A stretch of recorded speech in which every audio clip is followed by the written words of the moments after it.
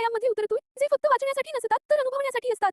वेद, उपनिषद, पुराण, साहित्य, पुरातत्व या सर्वांच्या तळाशी दडलेलं ज्ञान समजून घेताना आपण भारतीय सभ्यतेच्या मुळाशी पोहोचतो. चला प्राचीन भारताच्या खऱ्या शोधयात्रेला सुरुवात करूया. एक भारतीय इतिहासाचा पाया, संस्कृतीचा प्रवाह. भारताचा इतिहास कोणत्याही एका घटनेने सुरू होत नाही. तो सुरू होतो नदींनी दिलेल्या जीवनातून, जमिनीने दिलेल्या संस्कारातून आणि माणसाच्या शोधाकृतीमधून. हजारो वर्षांपूर्वीची सिंधू संस्कृती केवळ शहरांची रचना नसून मानवी बुद्धीचा सुवर्णकाळ होती. नळयोजना, धान्य कोठारे, लिहिण्याची चिन्हे, व्यापाराचा जागतिक विस्तार या सर्वांनी भारताचा मूलाधार तयार केला. 2. इतिहास ही भारतीय दृष्टी, फक्त घटना नाही तर अनुभूती. भारतात इतिहास म्हणजे फक्त काय घडलं हे नाही. इथे इतिहास म्हणजे जगाकडे पाहण्याची दृष्टी, माणसाच्या कर्माचा विचार आणि घटनांमागचं तत्वज्ञान. यासाठीच भारतीय इतिहासाचा अभ्यास करताना आपण वाङ्मय अधिक पुरातत्व अधिक परंपरा यांचा संगम पाहतो. 3 वेद विश्वाच्या ज्ञानाचा प्रकाशस्तंभ. चारही वेद, ऋग्वेद, सामवेद, यजुर्वेद आणि अथर्ववेद हे केवळ धार्मिक ग्रंथ नाहीत. हे जगातील सर्वात प्राचीन मानवी बुद्धीचे दस्तऐवज आहेत. ऋग्वेद 10 मंडल, 1028 सूक्त आणि 10,462 ऋचा. यात विश्वाची उत्पत्ती, देवतांचे तत्वज्ञान, नैसर्गिक शक्तींचे विज्ञान आणि समाजाची सर्वात जुनी रचना आढळते.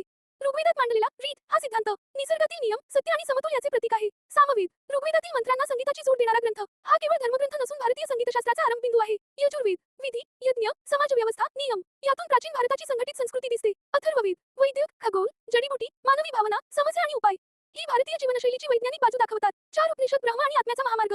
उपनिषदांचे तत्वज्ञान साधन असतं अगदी खोल आहे. यात विचार मांडलेला आहे. कोण आहे मी, काय आहे या जगाचं मूळ आणि जीवनाचा अंतिम उद्देश काय. ब्रह्म, आत्मा, माया, कर्म, मोक्ष हे सर्व आध्यात्मिक नव्हे तर अस्तित्ववादी प्रश्नांवर आधारित विचार आहेत. हे ग्रंथ भारतीय तत्वज्ञानाचं सुवर्णपान आहेत. 5 पुराण, इतिहास, भूगोल आणि संस्कृती यांचा सजीव संगम. पुराणे फक्त देवदेवतांच्या कथा नाहीत, त्यात राजवंशांच्या वंशावळ्या, प्राचीन राज्यांचे भूगोल, सामाजिक परंपरा, संस्कृतीतील बदल, शास्त्र, कला आणि नीतिशास्त्र या सर्वांचा अतिशय विवेकी संग्रह आहे. 18 प्रमुख पुराणे ही भारताच्या सांस्कृतिक स्मृतीची मौल्यवान पेटी आहे. 6 बौद्ध आणि जैन साहित्यात सत्यशोधाची परंपरा. बुद्धांच्या उपदेशांतून मानवी भावनांचे अद्वितीय विश्लेषण मिळते. जैन आगमांत अहिंसा, संयम आणि आत्मशुद्धीचा गहन अभ्यास आहे. या ग्रंथांतून आपल्याला त्या काळातील अर्थव्यवस्था, व्यापार, जगण्याची पद्धत, समाजरचना आणि राजकीय वातावरण यांची प्रमाणबद्ध माहिती मिळते. 7 निष्कर्ष भारतीय इतिहासाचा सार. भारतीय इतिहास हा केवळ कालक्रम नाही, तो आहे विचार, श्रद्धा, विज्ञान, अध्यात्म, समाज आणि संस्कृती यांचा महासंगम. भारताचा भूतकाळ जितका विशाल आहे तितकंच खोल आणि तितकंच अद्भुत. मित्रांनो, या प्राचीन ग्रंथांमधून आपण फक्त माहितीच मिळवत नाही, आपण ओळख मिळवतो. भारताचा इतिहास म्हणजे आपली मुळं, आपला श्वास आणि आपल्या अस्तित्वाचं सत्य.